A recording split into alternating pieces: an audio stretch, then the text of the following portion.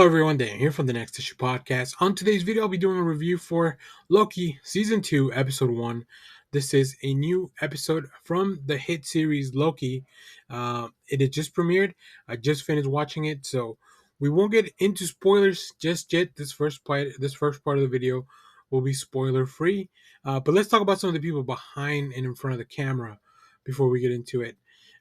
This episode is directed by Justin Benson and Aaron Moorhead, written by Eric Martin. In this episode, Loki finds himself lost to time and torn, quite literally, between past, present, and future. This show stars Tom Hiddleston as Loki, Gugu Mbatha-Raw as Ravonna Renslayer, Sophia DiMartino as Sylvie, Owen Wilson as Mobius, Eugene Cordero as Casey, Wumni Mosaku as Hunter B-15, and introducing this season, Ki Hugh Kwan. I'll leave his name out of it because I don't want to get into spoilers just yet. But this first episode is called Ouroboros. And, first of all, I want to say that recap, don't skip it.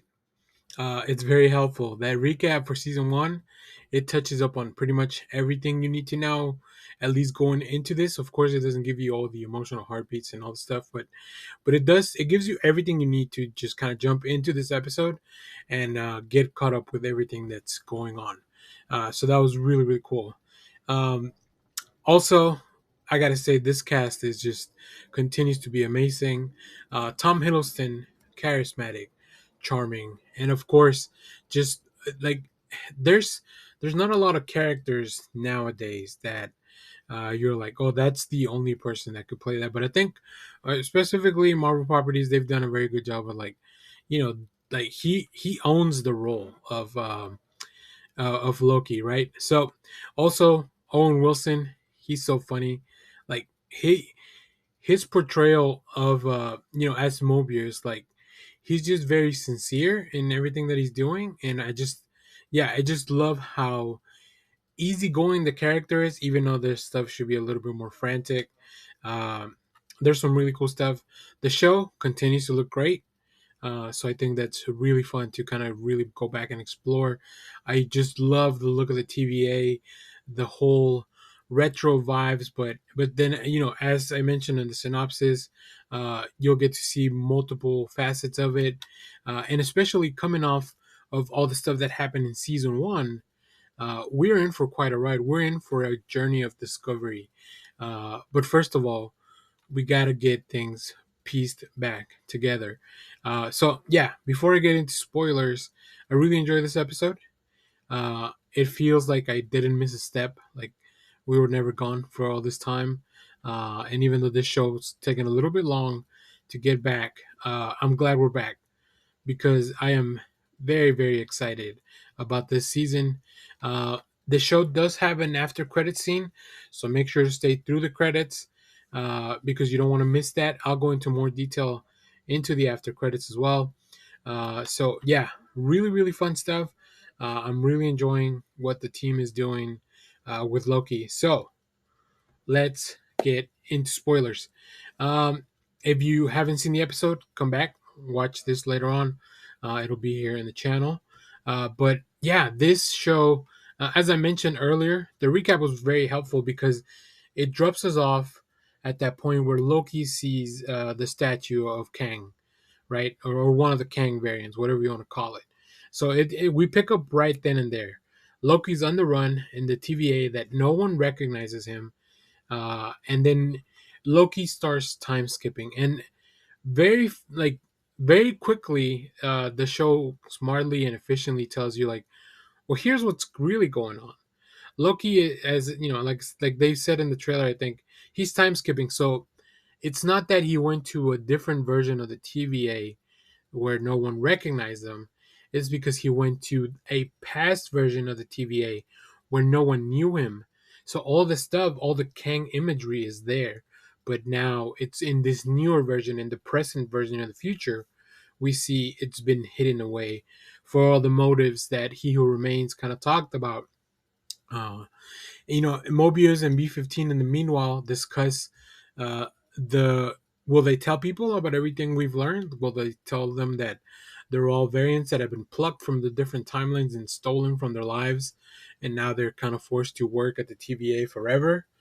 And like all these characters have great chemistry.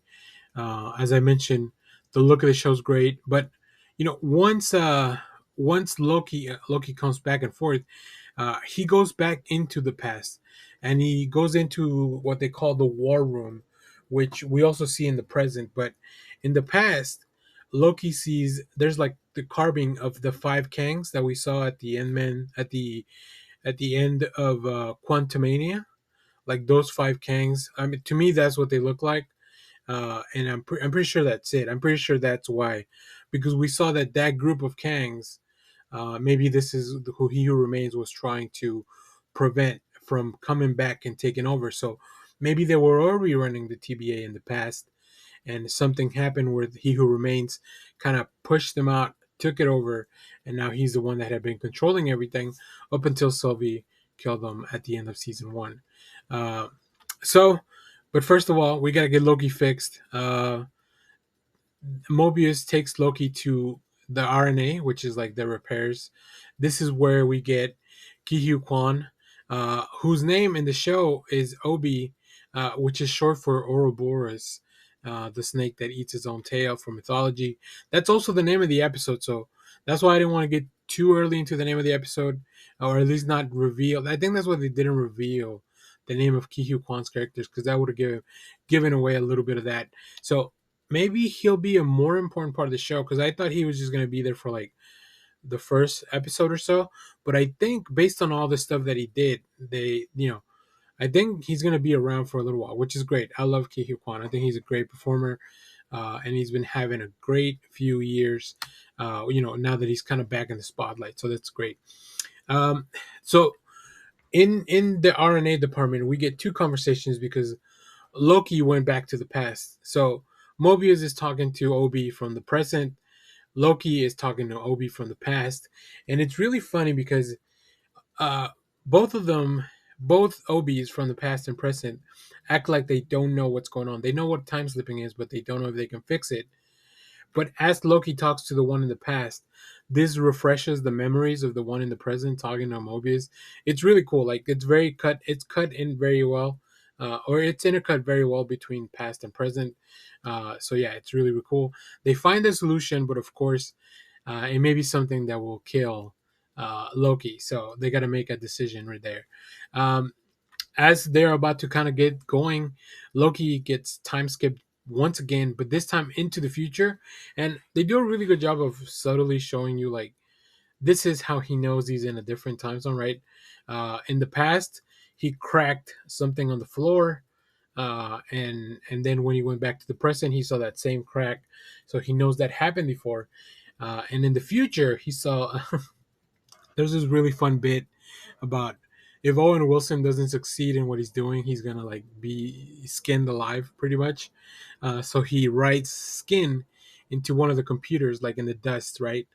So when Loki goes into the future in the same room, he sees that, so he realizes that he's in the future now. So now Loki has to prune himself so that Mobius can use this apparatus to pull him back.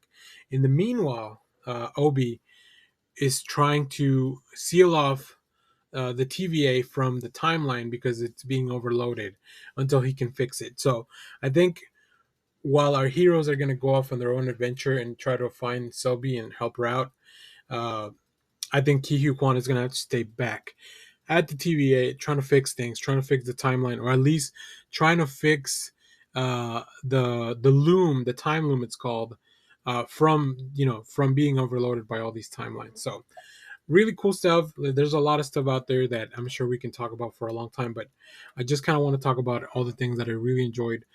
For the last of it, there's been a through line throughout the whole episode with a TVA, a new General Dox, who I believe is played by an actress from Game of Thrones. Um, so the TVA is mobilizing to find Sylvie. That's what they think is the solution is. So I think that's going to be very exciting once that happens. And that's it. We kind of end the show there.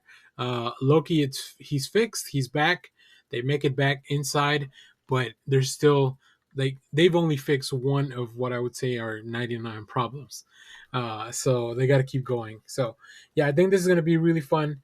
We didn't get to see much of Renslayer on this one. We did hear that she was in cahoots with the original He Who Remains. We heard that when Loki was in the past, he heard that in a recording.